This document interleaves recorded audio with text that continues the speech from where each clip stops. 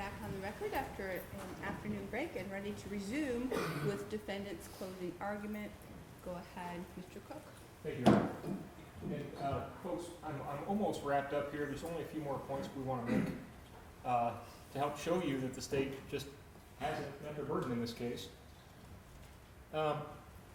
This really isn't a factor any longer, and the reason I'll assert it's really not a factor anymore is because this was not part of Dr. Chandler's testimony at all. For all that the investigators made a big deal about, well, Kelsie, we didn't find any vomit in the closet, and this really means that somehow you must have strangled her as opposed to hanging. We didn't hear anything like that from Dr. Chandler.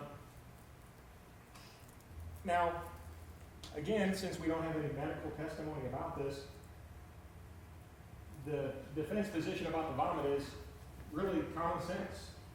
If Chloe was found hanging in the closet and her neck is impinged, if she had to vomit, nothing's going to be able to come up because her neck is impinged.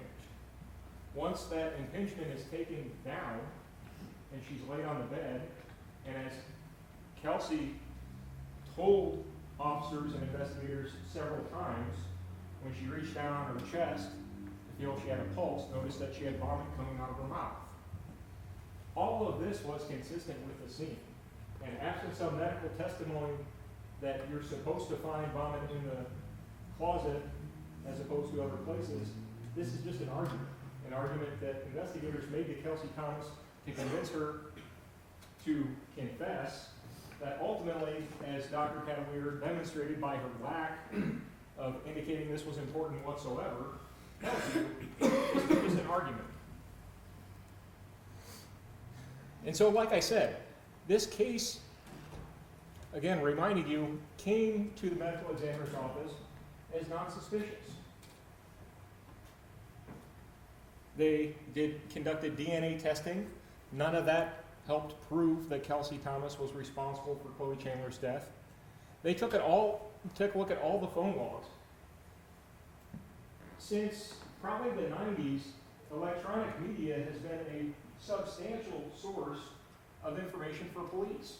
That's almost the first thing they do anymore, is confiscate a person's phone and find out where they've been searching, who they've been talking to.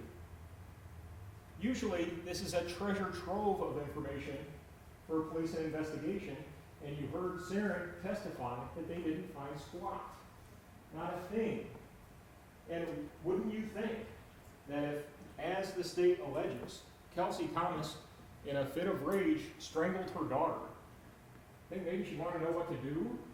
You think Kelsie Thomas, the cook at Casey's General Store, is going to be savvy enough or confident in herself enough not to call anybody?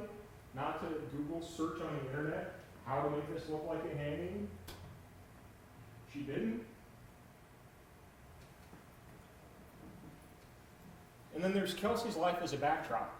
And folks, like I said, if you look at everything that was going on in Kelsey's life, it seems to more fit a situation in which mom was just maybe negligent and left her daughter to her own accord too long. That's what we see here. We don't see a pattern of abuse. We don't see what we historically see in these kind of ongoing abuse cases where there's history of injuries, where these injuries have different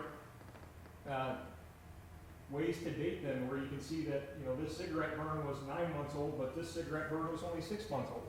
Those things happen in these types of cases, and it didn't happen at all in Cloe Chandler's case because she wasn't abused. All of this fits with what Kelsie Thomas had said. And in addition, again, if you're just looking at this from a common sense perspective, and you look at the injuries that Cloe Chandler had, does that look like somebody just snapped on her? If somebody just snapped on a child like that, you'd expect head injuries, maybe smothering something. This looked like a concerted, if this were an intentional act, which again, the state has no proof that it was, this was a concerted, constant thing that happened. That those pajama pants had to be around Chloe's neck for more than a second, certainly longer than Kelsie Thomas in her final confession said they were. And even if you don't want to give Kelsie Thomas the benefit of the doubt, which the law requires you to do, her story still doesn't make sense. It doesn't make sense. And this is the story that the state has necessarily had to adopt because that's what she finally said. Kelsie Thomas killed Cloe Chandler. Here's how she said she did it. And it doesn't make sense.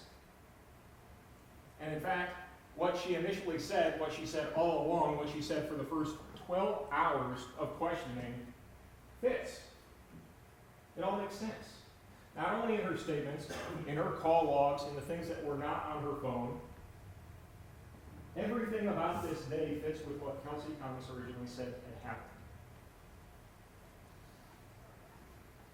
And again, this dynamic, police talked to everybody Kelsie Thomas knew. They got her phone. They tried to discover every bit of information they knew about Kelsie Thomas to see what they could use to get more information out of her. You better hope that you're not in a bad part of your life when the cops come calling, because they'll know everything about you. And Kelsie Thomas knew this. Kelsie Thomas was not necessarily in a good place in her life, and she talked about those things at investigators' invitation. But she's also not going to hide from those things either. And just because Kelsie Thomas was frustrated with her daughter, as most parents get, does not mean that all of a sudden, after 5 years of Chloe being in this world, that for the first time ever, she's not only going to abuse this child, she's going to kill her. It doesn't make sense. Kelsie Thomas was living a type of life that made her an easy target. That's part of why 2 members of her estranged family had suspicions in the first place. And again, these suspicions were about her not being mindful of Chloe, not that she was abusive. None of this makes her guilty of killing her daughter. It doesn't make sense. And parents, and I think just about all of us, whether we're parents or we have siblings or whatever, our children are constantly putting themselves in danger in ways that they have no idea that they are. That's why they need constant vigilant attention. And that's why when you don't give them constant vigilant attention, like we know Kelsie Thomas was not that day, that bad accidents happen. Because kids don't understand the dangers that they put themselves in sometimes. This is what happened in this case. And again, keep in mind, folks, for all of the charges, if you look at all the alternatives, each one of them required you to believe Kelsie Thomas committed an intentional act in killing Cloe Chandler. This is not a case of negligence. It could have been charged that way. That's the state's decision, and it was not charged that way. They wanted to go all in. They wanted to assert that she was a murderer. And this is what this case is about, even though the facts don't necessarily fit it.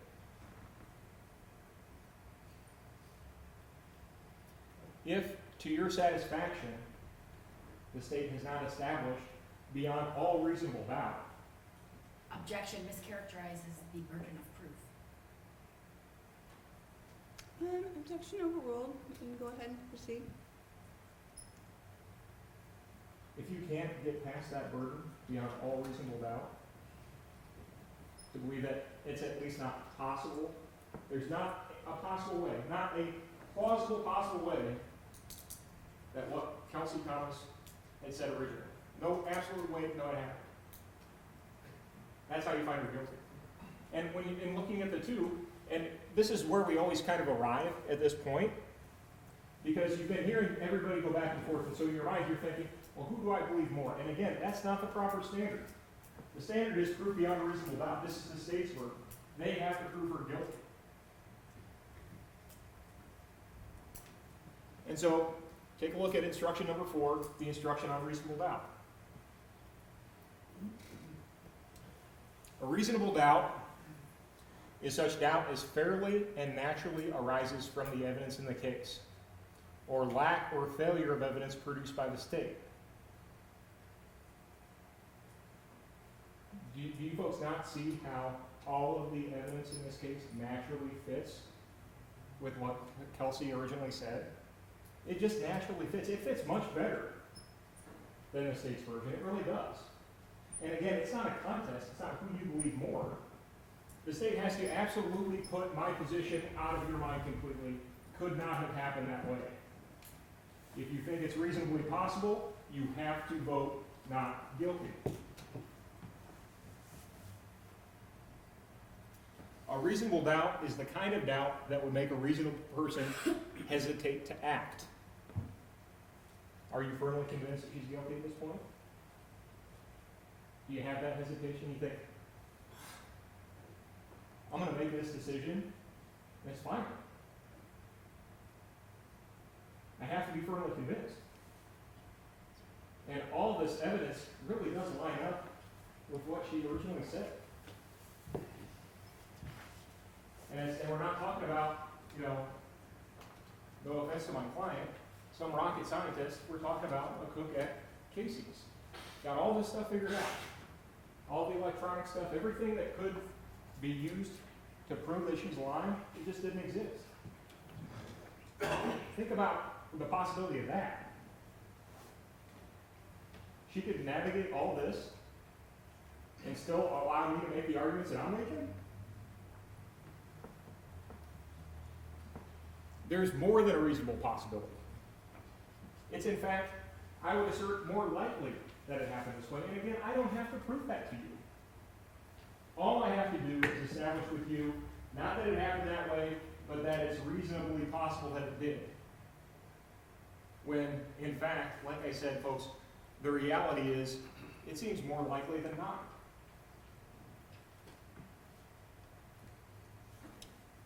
Ladies and gentlemen, Kelsie Thomas is not guilty. On July the 19th, 2018, Cloe Chandler was found hanging in her closet, just as Kelsie said. Everything that she did that day, everything that she experienced that day is consistent with that. For all the ways in which the state tries to trip her up, and yes, she ultimately confesses in every way the state tells her to confess. And I've documented that for you. Go ahead. Watch the same interview. I didn't play for you any clips that you won't have an opportunity to see for yourself. I'm not taking anything out of context. Context is important. That's why I've been making such a big deal about this ever since jury selection. Can't just assume that because somebody confessed that they're guilty. Sometimes, given the tactics that we've been educated about, sometimes innocent people confess to crimes they didn't commit. And anybody can assert that, I agree. But not everybody who can assert that can point to undisputable facts of the case like I can. This isn't a false confession case because I got an expert to say that it is. Like I said, Dr. Cutler merely opened your eyes to what I just showed you. You've got a medical examiner who was not confident in her opinion. Even before you heard from Dr. Young, I can't imagine that you had a whole lot of confidence in her opinion in the first place. And even without Dr. Young, Dr. Cavalier testified that she did not make her findings until after Kelsie Thomas confessed. Confessed in a case in which the investigators knew the results of the autopsy and knew what the findings had to be, and you just heard the investigators tell Kelsie what the evidence needed to be. If ever there was a false confession case, I could not imagine how it would be supported more than in a case like this. Objection is to counsel's own opinion. It's improper argument. Members of the jury, you will make your decision based on the evidence.